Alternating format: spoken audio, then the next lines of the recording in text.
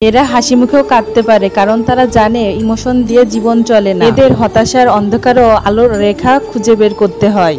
এদের মায়ের কোলে জন্ম, বাপের কোলে বেড়ে ওঠা, স্বামীর সংসারে গিয়ে থাকা, মেয়েদের জীবন যেন অবিরাম যাত্রার মতো। এরা চায় না সোনা দানা, চায় না জলস কারিকারি, চায় শুধু খাঁটি প্রেম, আদর, যত্ন ও ভালোবাসা। আপনি একটা নারীকে শুধু ভালোবাসা দেন, আপনাকে সর্বোচ্চ দিয়ে দেবে। কত পুরুষ আছে নারীকে ভালোভাবে ভালোবাসতেই পারে না, মনে করে ওটা তো ঘরের বউ, বেশি ভালোবাসলে মাথায় চড়ে বসবে। যাই হোক, অনেক কথা বলে ফেললাম। আসসালামু আলাইকুম, কেমন আছেন আপনারা? এই তো সকাল সকাল সংসারের কাজে লেগে পড়েছি। কোনো কিছু গোছানো না থাকলে আমার কাজ করতে ভালোই লাগে না।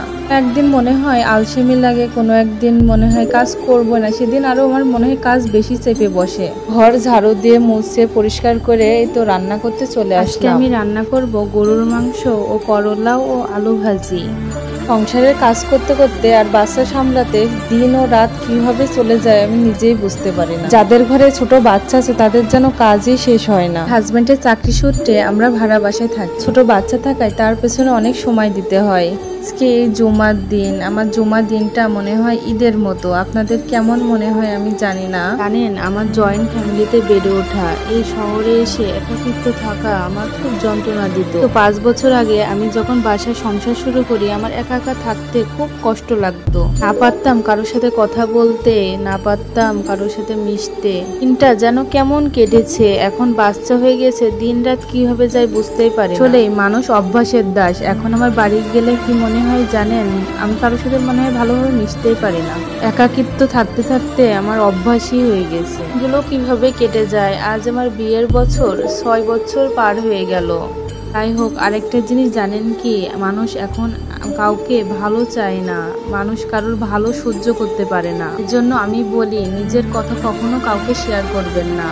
আমি অনেক ঠকেছি, আমি মানুষকে অনেক কথা শেয়ার করেছি, কিন্তু সেই কথা দিয়ে তারা আমাকে অনেক কথা শোনাইছে। মানুষ ভুল করতে করতে অনেক কিছু শিখতে পারে। এখন বুঝি, এখন করে এই দুনিয়ায় আপনি মানুষের সাথে যত মিশবেন, আপনি যত কথা শেয়ার করবেন, সেই কথা দিয়ে আপনার বুকে ছুরি মারবে। আমি বুঝি না তারা এসব করে কি মজা পায়, মানুষের বিরোধ করে কি মজা পায়। তো আপনাদের সাথে কথা বলতে বলতে আমার মাংস রান্নাটা কষানো হয়ে গেল। এবার আমি পানি গরম করে রাখছিলাম প্রেসার কুকারে, এবার মাংসটা আমি ঢেলে দিব প্রেসার কুকারে সিদ্ধ হওয়ার জন্য। মাংস রান্নাটা অনেক মজা হয়েছিল। দেখবেন, প্রত্যেকদিন রান্না করবেন, এক এক দিন এক এক রকম আপনার রান্না হবে। এক এক দিনের রান্না এক এক রকম টেস্ট। আমি প্রেসার কুকারে এবার সিটি বাজাই নিলাম, তারপরে আবার কড়াইতে আমি ঢেলে নিই, কারণ আমার মনে হয় যে মাংসটা জমে গেলে আমি বারবার কড়াইতে গরম করতে পারি। এক জেলার রান্না এক এক রকম, এক একজন এক এক রকম করে রান্না করে। এই তো মাংসটা কমপ্লিট করে এবার আমি করলা ও আলু ভাজি করব। করলা ও আলুটা আমি ধুয়ে পানি ঝরাই নিয়েছি। প্রতিদিন প্রায় ভাজি নাই ডাউল না হলে আমার মনে হয় খাওয়াটা জমেই না। রান্নাটা শেষ করে আমি এই যে সব কিছু ক্লিন করে নিব। সকালটা শুরু হয় মেয়েদের ঝাড়ু দিয়ে আর শেষ হয় মোছা দিয়ে। আমি সব কিছু ক্লিন করে নিলাম। আজকে আমার ভিডিওটা এই পর্যন্ত। সবাই ভালো থাকবেন, আল্লাহ হাফেজ।